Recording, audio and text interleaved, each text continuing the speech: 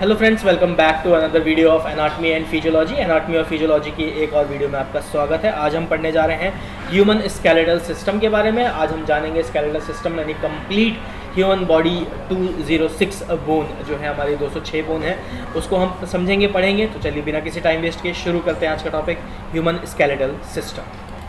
तो जैसा कि मैंने बताया ह्यूमन स्केलेटल सिस्टम के बारे में हम पढ़ने जा रहे हैं। आज का टॉपिक रहेगा हमारा। तो सबसे पहले जानते हैं ह्यूमन स्केलेटल सिस्टम में हमारा एक्सियल स्केलेटल और अपेंडिकुलर स्केलेटल क्या होता है। बात कर रहे हैं हम एक्सियल स्केलेटल सिस्टम की। तो एक्सियल स्केलेटल सिस्टम के अंदर चार हमारा मेजर स्केलेटल पार्ट आता है। सबसे पहला है जिसके अंदर आएगा हमारा स्कल यानी हमारा सर हो गया, जिसे हम हेड भी कहते हैं कंप्लीट, जिसके अंदर फेस बोन और हमारा अपर ब्रेन का पार्ट आएगा। उसके बाद आता है हमारा वर्टिब्रल कॉलम। वर्टिब्रल कॉलम है हमारा जो हमारे स्कल को और कंप्लीट बॉडी को एक बैकबोन जिसको बोलते हैं ना हम लोग, रीढ़ की हड्डी, वो है हमारी, जो कि हमारे हेड को लेके हुए रिब्स को साथ ज्वाइन करते हुए पूरे हिप बोन को ज्वाइन करती है और सबसे ज़्यादा साइज में छोटी और फ्लेक्सिबल होती है एक तरीके से। ठीक है। उसके बाद आ जाएगा आपका रिब्स यानी जो हमारे लंग्स जहाँ पे रहते हैं, हार्ट और वो। उसके बाद आ जाएगा आपका स्टर्नम यानी फ्रंट का, यानी जो लॉक सिस्टम होता है, केज सिस्टम, ये हमारा आ जाएगा एक्सियल स्केलेटल सिस्टम के अंदर। तो अभी हमने जाना एक्सियल सिस्टम के बारे में, जिसके अंदर हमारा बोन था। सबसे पहला जो था स्कल था, इसके अंदर कई सारी बोन्स आती हैं। फिर वर्टिब्रल है, इसके अंदर भी ग्रुप ऑफ बोन्स आएगी। रिब्स, इसमें भी ग्रुप ऑफ बोन्स आएगा। और स्टर्नम, ये भी एक सिंगल बोन होता है विद जो कि रिब्स के साथ में अटैच होती है। ठीक है। फिर आ जाता है आपका अपेंडिकुलर स्केलेटल सिस्टम, जो कि क्या इंक्लूड करेगा, तो आपका सबसे पहले आपका करेगा,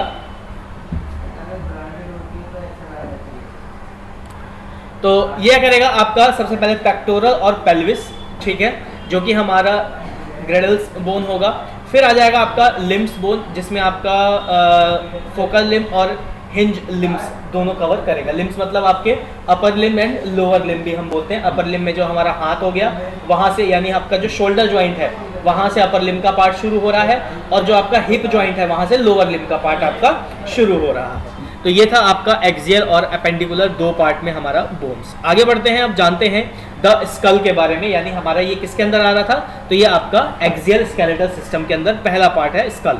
तो स्कल के बारे में जानने से पहले शुरू करते हैं थोड़ा सा कि स्कल होता क्या है और कैसे किन किन बोन से मिलकर बना होता है। तो स्कल क्या है, बेसिकली इसके अंदर सबसे पहला आता है आपका क्रैनियम, यानी इसके बोन को हम बोलते हैं क्रैनियम, जो कि क्या है 8 फ्लैट बोन, यानी क्रैनियम क्या है, कंस्ट्रक्शन ऑफ 8 फ्लैट बोन, यानी 8 फ्लैट बोन इस तरीके से आपस में ज्वाइंट होती है, जो कि क्या बनाती है, एक बाउल की शेप लेती है। ठीक है, ये देख रहे हो ना, अगर आप यहाँ से इसको कट कर दो, इतने दूर से अगर आप कट कर देते हैं हम इतने पार्ट को, तो क्या होगा, ये एक बाउल शेप बना लेगा। ठीक है, ये कटोरी की तरह शेप हो गया ना। तो 8 बोन इसमें अब ज्वाइंट है। अब कैसे कैसे 8 बोन ज्वाइंट है, तो यहाँ पे जब हम देखेंगे इसको, मैं थोड़ा सा बड़ा करता हूँ स्ट्रक्चर को, अगर आप देखोगे ध्यान से यहाँ, अब आपको ये थोड़ा सा और क्लियर हो जाएगा। यहाँ पे हमने यहाँ से ये हो गया आपका फ्रंटल, पैराइटल, ऑसिपिटल और टेम्पोरल। ठीक है, फ्रंटल एक हो गया, पैराइटल 2 हो गया, टेम्पोरल 2 हो गया और ऑसिपिटल 1 हो गया। कितने बोन हो गई, 2 2 4 2 6 बोन तो ये हो गई आपकी। ठीक है, और बाकी फिर आगे की बोन्स हो गई। ठीक है, तो ये आपका जो बोन है ये इस तरीके से आर्टिकुलेट का मतलब होता है आपस में इस तरीके से ज्वाइंट होती है कि ये बोन क्या करती है, एक कप शेप में स्ट्रक्चर करती है। ठीक है, उसके बाद है आपका सराउंड क्या करती है, किससे, आपके प्रोटेक्ट करती है किसको, ब्रेन को। अब ये काम क्या करेगी, मान लो इसके अंदर कोई चीज़ है, यहाँ पे हम कोई सामान रख दें तो, और इसके ऊपर से कुछ मारे तो क्या होगा, अंदर तो कोई लॉस होगा नहीं। तो क्या कर रही है, प्रोटेक्शन का भी काम कर रही है। क्या प्रोटेक्ट कर रही है, आपके ब्रेन को प्रोटेक्ट कर रही है। ऑसिपिटल के पास से आपकी ऑप्टिकल नर्व्स निकलती हैं।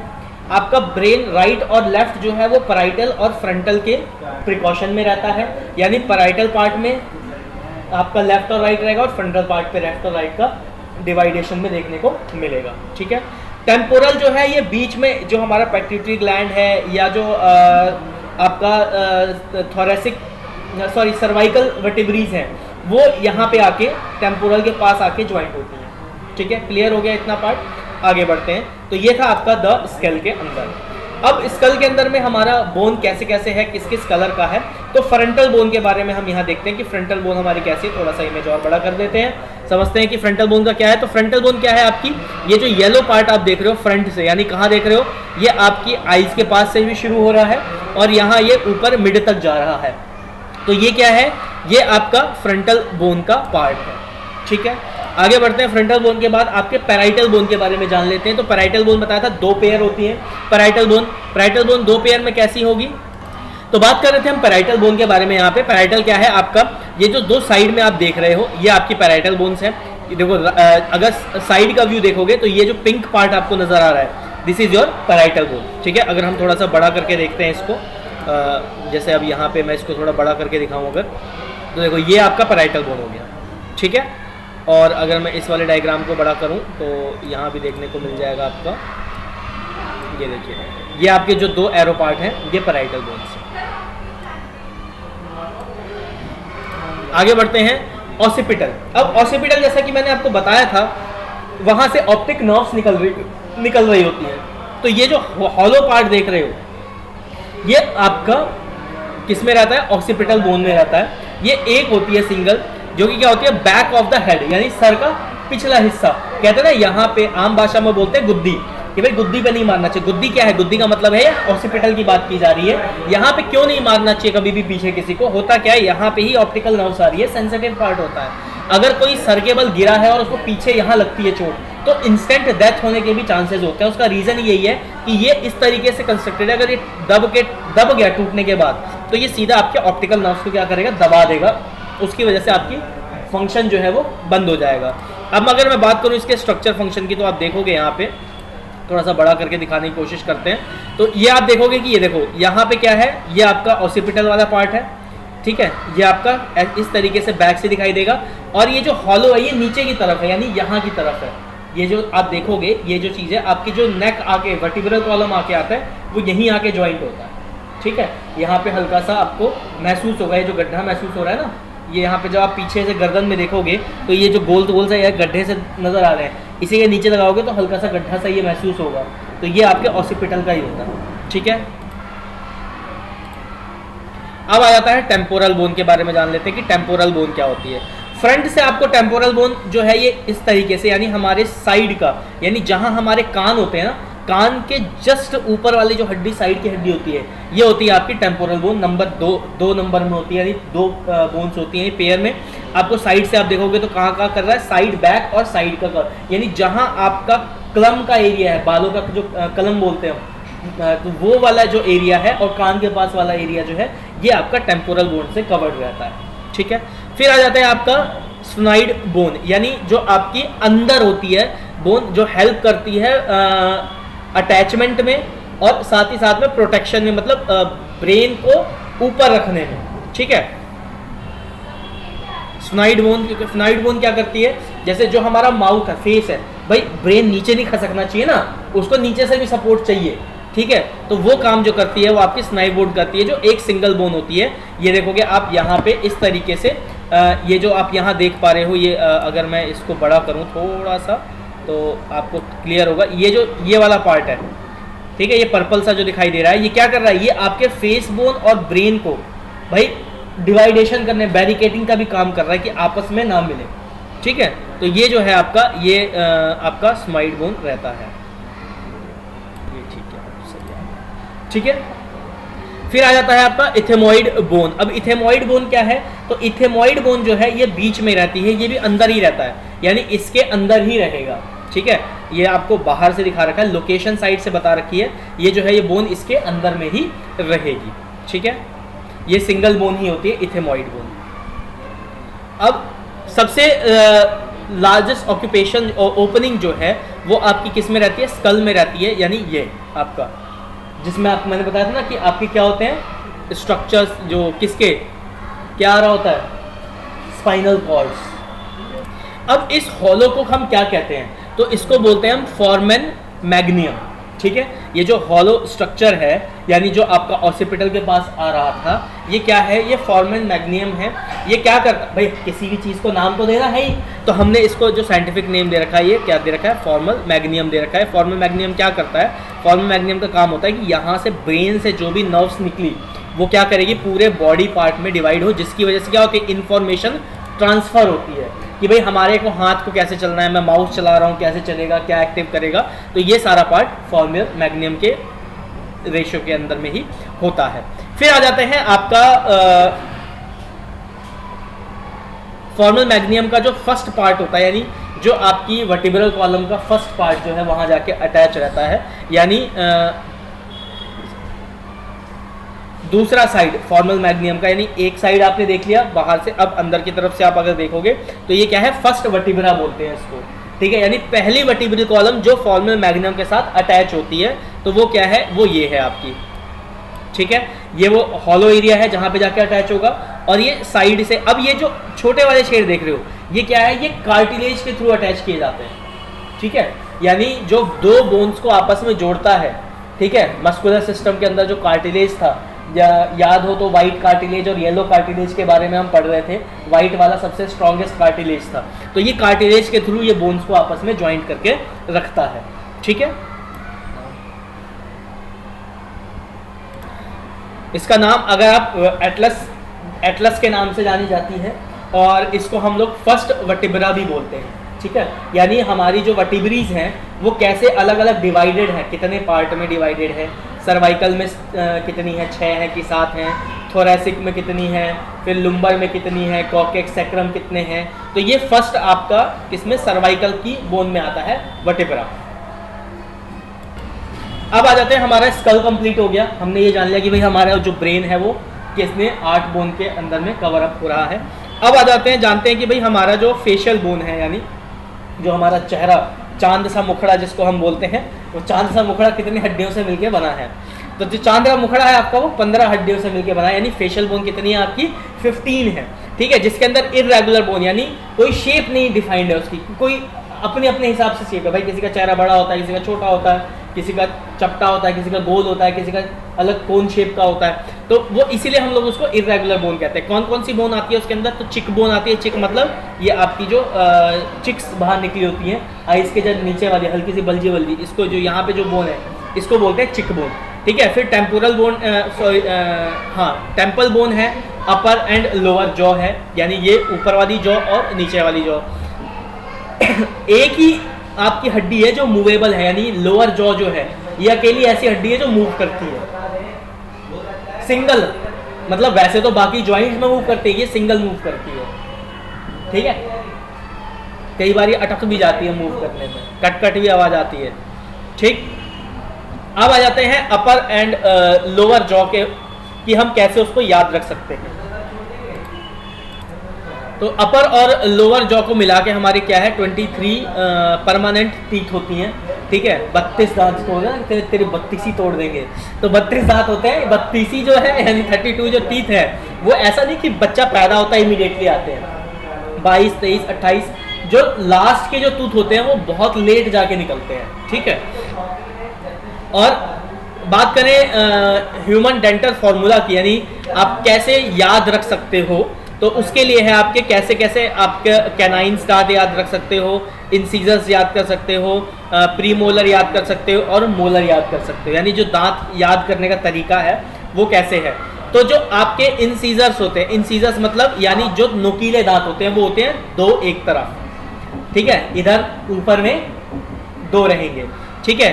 कैनाइन का मतलब होता है फ्रंट के, यानी 1 हो गया, ठीक। प्रीमोलर यानी पीछे वाले, मोलर और मोलर हो गए उसके पीछे वाले, ठीक है। तो 2 और 3 यानी 5 के पेयर का ये हो गया एक तरफ का, ठीक है। और कैनाइन हो गए आपके, इंसीजर्स हो गए 2 नोकीले वाले, और कैनाइन हो गए ये 1, तो ऐसे ही ऊपर में और ऐसे ही नीचे में है, सेम चीज़ है, ठीक है। 1 साइड अपर 1 साइड लोअर, यानी एक साइड की बात करी जा रही है यहाँ, क्लियर हो गया, ठीक है। अब आ जाते हैं वर्टिब्रल कॉलम्स, यानी रीढ़ की हड्डी, बैकबोन जिसको कहा जाता है। तो ये डिवाइड होती है 5 रीजन्स में, यानी 5 सब टाइप्स में इसको सबसे पहले डिवाइड किया गया है, ठीक है, क्योंकि इसके अंदर बहुत सारे पार्ट आते हैं। तो सबसे पहला आता है आपका सर्वाइकल, जिसको हम नेक बोलते हैं। फिर आता है थोरेसिक, जिसको हम चेस्ट बोलते हैं। फिर आता है लुम्बर, जिसको हम लोअर बैक यानी कमर भी बोलते हैं, ठीक है। फिर आता है सैक्रल रीजन और कॉकेक्स। सैक्रल और कॉकेक्स जो है ये आपके हिप जॉइंट में रहता है। ल्यूम्बर रीजन जो याद रखोगे लोअर बैक यानी कमर के नाम से याद हो जाएगा आपको। थोरेसिक हो गया चेस्ट के नाम से याद हो जाएगा, मेल में चेस्ट, फीमेल में ब्रेस्ट एरिया, ठीक है। और उसके बाद आपका जो सर्वाइकल है वो नेक हो गया यानी गर्दन, ठीक है। अब कैसे कैसी बोन्स हैं वो जानेंगे। तो सबसे पहले आते हैं हम सर्वाइकल्स के ऊपर। तो सर्वाइकल में आप देखोगे कि क्या है, कितने हैं, 7 वर्टिब्रल कॉलम्स मिलके सर्वाइकल बनाते हैं, ठीक है। फर्स्ट को हम लोग एटलस कहते हैं और सेकंड को हम लोग क्या कहते हैं, एक्सिस, ठीक है। एटलस क्या हो रही थी, एटलस ज्वाइन हो रही थी।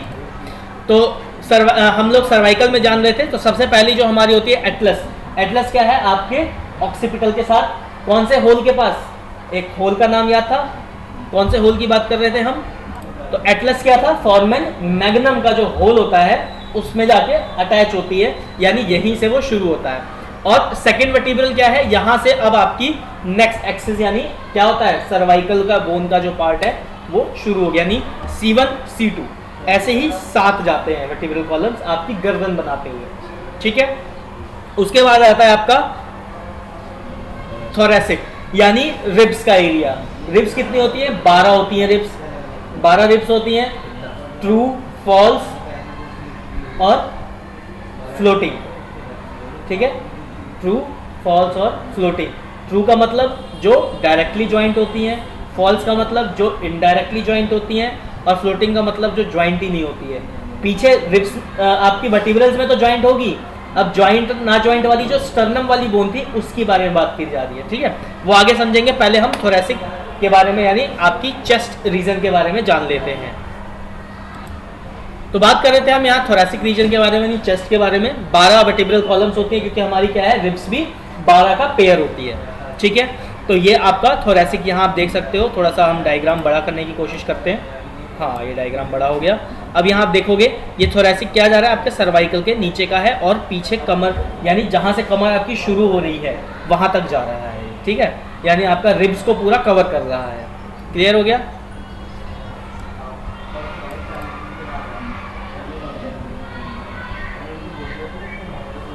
अब थोरेसिक में भी लोअर बैक की अगर हम बात करें यानी लुम्बर की बात करते हैं, तो लुम्बर क्या है, तो लुम्बर आपका ये कमर वाला एरिया, देखो यहाँ पे आप देखोगे डायग्राम में आपको क्लियर हो जाएगा। तो ये जो हमारी कमर का एरिया आ रहा है ये लुम्बर के अंदर में आता है, यानी हिप जॉइंट तक पहुँच जाता है आपका लुम्बर, ठीक है। लुम्बर की अगर हम बोन की बात करें तो ये क्या है, एक वर्टिब्रल कॉलम्स है जिसके अंदर कितनी आएंगी अब ये हम आगे समझेंगे, ठीक है। हाँ, एक चीज़ और है, लुम्बर क्या करती है, आपकी बॉडी वेट को कवर करती है, ठीक है, यानी जो आपका अपर बॉडी वेट है वो मैक्सिमम लुम्बर के ऊपर ही आता है, यानी कमर के ऊपर आता है। तभी आपने सुना होगा ज़्यादा देर खड़े रह जाओ तो कमर में दर्द हो जाता है, तो क्योंकि बॉडी वेट जो है आपका आधा बॉडी वेट वो वहीं आ रहा होता है, अपर बॉडी वेट जो है, ठीक है, यानी आपका जो ऊपर का बॉडी वेट है वो सारा लुम्बर के ऊपर ही आता है, क्योंकि और कोई बोन नहीं है इसको सपोर्ट करने के लिए, ठीक है। और इसी को हम लोग लार्जेस्ट वर्टिब्रीज भी बोलते हैं। सारे वर्टिब्रीज के साइज के अकॉर्डिंगली इसका जो साइज है वो सबसे बड़ा होता है, ठीक है। वर्टिब्रीज का अलग अलग साइज होता है, ये जो है लुम्बर का इसका सबसे बड़ा साइज होता है। क्यों, क्योंकि इसके ऊपर आपका जो बॉडी का वेट है वो आ रहा है। कौन सी बॉडी का वेट, अपर बॉडी का वेट, ठीक। फिर आ जाते हैं आपका सैक्रल रीजन, यानी आपका जो सैक्रल रीजन है 5 फ्यूज्ड बोन से मिलके बना हुआ है। ये सैक्रल जो है अलग अलग 5 बोन होती है जो कि फ्यूज होके एक बन जाती है, जिसको हम कहते हैं सैक्रम, ठीक है। सैक्रम का काम क्या होता है, सैक्रम का काम होता है कि आपका जो रिब्स है, ठीक है, आपका जो रिब्स है, इस रिब्स कह रहा हूँ, आपका जो वर्टिब्रीज है, आपकी जो वर्टिब्रीज है वो हिप में आके ज्वाइंट हो जाए, यानी हिप को इस तरीके से ज्वाइंट कर दे कि आपकी जो हिप बोन है वो सपोर्टिव हो जाए आपके पूरी बॉडी को स्टैंड करने के लिए। तो ये जो है आपका सैक्रम यानी सैक्रल बोन, 5 सैक्रल बोन से मिलके बना होता है। जब बच्चा पैदा होता है तो ये जुड़ी हुई नहीं होती हैं, लेकिन जैसे जैसे वो बड़ा होता है तो ये आपस में जुड़ जाती हैं, फ्यूज हो जाती है, परमानेंट स्ट्रॉन्ग बॉन्ड हो जाता है। ठीक है, क्लियर हो गया। आगे बढ़ते हैं कॉकेक्स। अब कॉकेक्स क्या है तो याद करो, पहले पूंछ हुआ करती थी, ठीक है, अब पूंछ नहीं होती है इंसान की। ठीक है, मजाक की बात है वैसे, ये इसको हम पूंछ ही कहते हैं एक तरीके से। ठीक है, ये क्या करती है, ये 4 इन्फ्यूज्ड बोन होती है, यानी ये भी आपस में जुड़ी हुई होती हैं। ठीक है, इनको हम कॉकाइज बोलते हैं अगर सिंगल सिंगल होती है, और 4 बोन से मिलके ये बनी होती है आपकी कॉकेक्स। ठीक है, तो ये था आपका अभी तक का। अब आ जाते हैं आपके कवर्स ऑफ स्पाइन, यानी स्पाइन जो है वो कैसे आपका कवर करता है। अब यहाँ कर्व्स ऑफ स्पाइन हम लोग क्या जानेंगे इसमें। कर्व ऑफ स्पाइन का मतलब जो हमारे, हम कहते हैं ना हमेशा हमें सीधा बैठना चाहिए, झुक के नहीं बैठना चाहिए, या कभी टेढ़ा होके नहीं बैठना चाहिए। उसका रीज़न क्या है, आपके उसके स्पाइन्स के ऊपर इफेक्ट आ जाता है। वो स्पाइन का क्या शेप होना चाहिए, तो आप यहाँ डायग्राम में जब देखोगे तो यहाँ पे सबसे पहले हम देख लेते हैं कर्व्स ऑफ लुम्बर क्या होता है, फॉरवर्ड होता है। लुम्बर का मतलब क्या है, आपका ये कमर वाला पार्ट जो है ये हम हल्का आगे की तरफ होगा, थोरेसिक जो है हल्का पीछे की तरफ होगा, और सर्वाइकल जो है ये भी हल्का आगे की तरफ होगा। अब डायग्राम की तरफ से हम समझ लेते हैं, थोड़ा सा डायग्राम को बड़ा करते हैं और समझते हैं इसमें। तो यहाँ देखोगे आप सर्वाइकल यानी 7 बोन्स हैं यहाँ पे, तो 7 बोन्स जो है वो हल्का आगे की तरफ है। ठीक है, फिर आपकी जो थोरेसिक है ये हल्का बैकवर्ड मतलब पीछे की तरफ खिंची हुई है, ये 12 है। अगर हम इसको कैलकुलेट करें तो कितना हो गया, 19 बोन हो गई अब तक। ठीक है, वर्टिब्रल कॉलम की। अब उसके बाद 5 है आपका लुम्बर, जो कि क्या है, ये दोबारा आगे की तरफ हुआ है। ठीक है, तो 19 और 4 कितनी हो गई, 24 और एक सैक्रम और एक कॉकक्स मिला के कितनी हो गई, 26। ठीक है, तो आपकी टोटल जो वर्टिब्रीज है वो कितनी हो गई, 26 हो गई, जो कि एडल्ट में है। अगर बच्चे की बात की जाएगा तो इसमें क्या हो जाएगा, 4 बोन हो जाएगी आपकी कोकाइस, और 5 बोन हो गई सैक्रल, जिसे हम सैक्रम बोलते हैं। ठीक है, क्लियर हो गया। ठीक, तो 7, 12, 5 ये इस तरीके से डिवाइडेशन है। कौन सा आपका जो स्पाइन है वो फ्रंट की तरफ डिवेटेड है, कौन सा बैक की तरफ डिवेटेड है, ये आपने यहाँ पे इस डायग्राम के थ्रू समझ लिया। अब आगे बढ़ते हैं फंक्शन ऑफ वर्टिब्रल कॉलम्स के बारे में।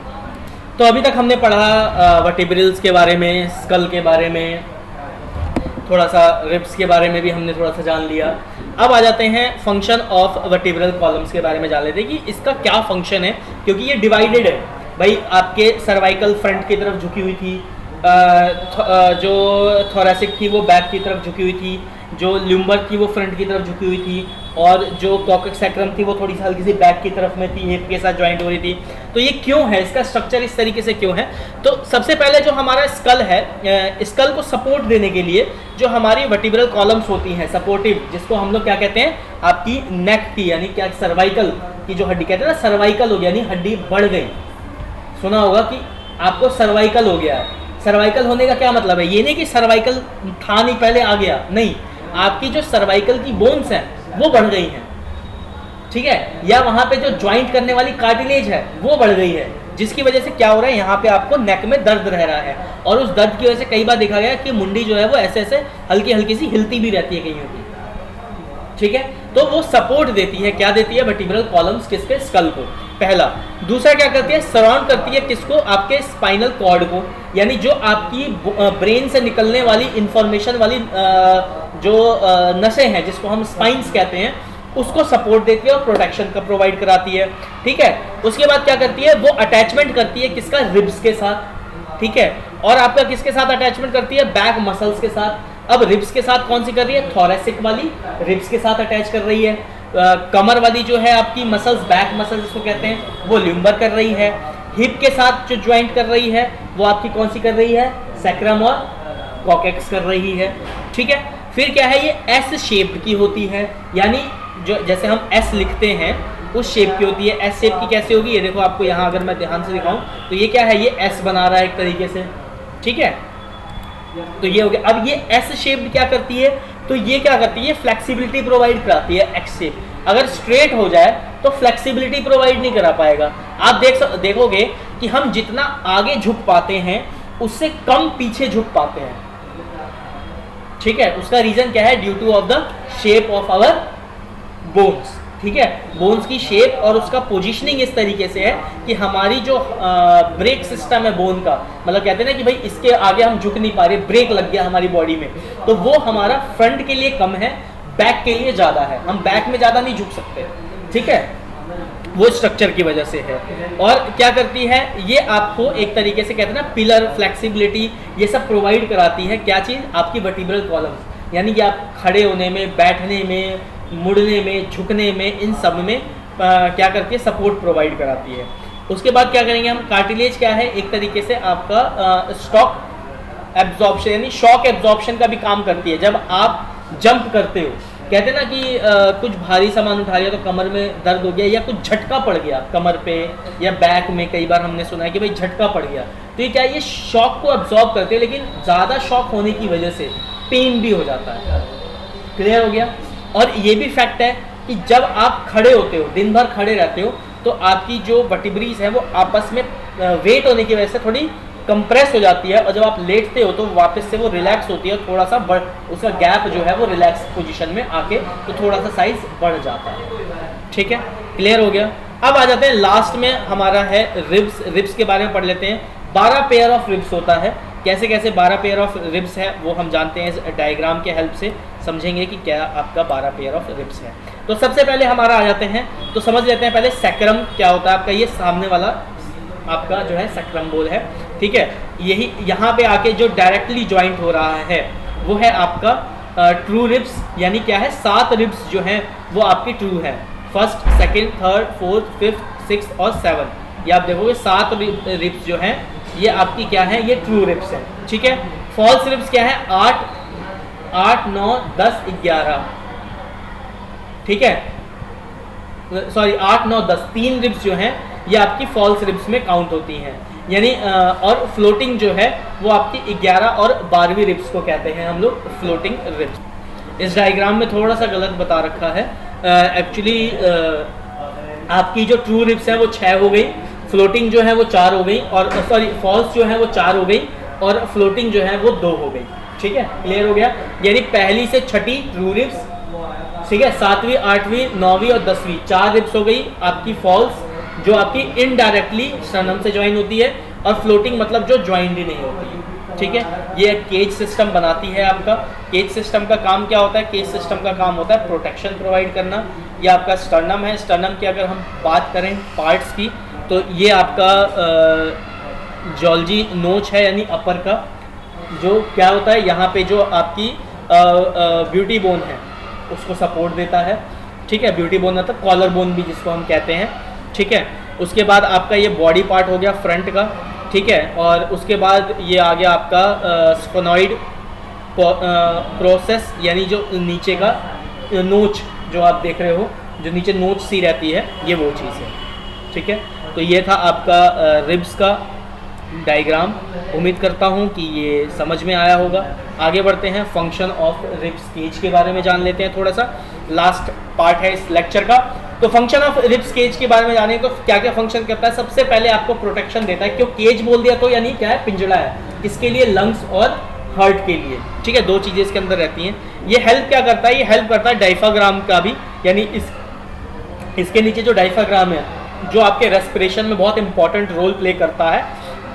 ठीक है, उसको भी ये क्या प्रोवाइड करता है? आपके प्रोटेक्शन प्रोवाइड करता है।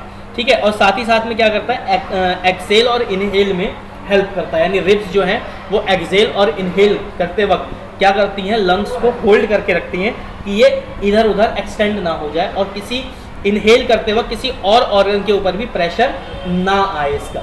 ठीक है, तो ये था आपका रिब्स। उम्मीद करता हूँ ये लेक्चर आपको पसंद आया होगा, चीज़ें समझ में आई होगी। बोन्स के बारे में हमने इतना पढ़ा। नेक्स्ट लेक्चर में ह्यूमन बॉडी के बोन्स में हम लिम्स के बारे में पढ़ेंगे। लिम्स हम लोग पूरा कवर करेंगे। तब तक के लिए नमस्कार, पढ़ते रहिए।